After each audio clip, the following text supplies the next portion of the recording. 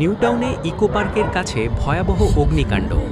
বুধবার সন্ধ্যায় খুনি বস্তির একাধিক ঝুপড়িতে আচমকায় আগুন লাগে। মুহূর্তের মধ্যেই আগুন ছড়িয়ে পড়ে গোটা এলাকা জুড়ে। কালো ধোঁয়ায় ঢেকে যায় আশপাশের এলাকা। খবর পেয়ে প্রথমে ঘটনাস্থলে পৌঁছয় দমকলের 10টি ইঞ্জিন, কিন্তু আগুন নিয়ন্ত্রণে না আসায় পরে আরও 10টি ইঞ্জিন পাঠানো হয়। আগুন নেভানোর কাজে দমকলের পাশাপাশি হাত লাগান স্থানীয় বাসিন্দারাও।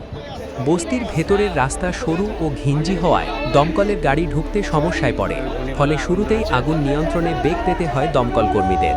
সকাল 7:10 আগুন লাগার খবর দমকলে পৌঁছয়।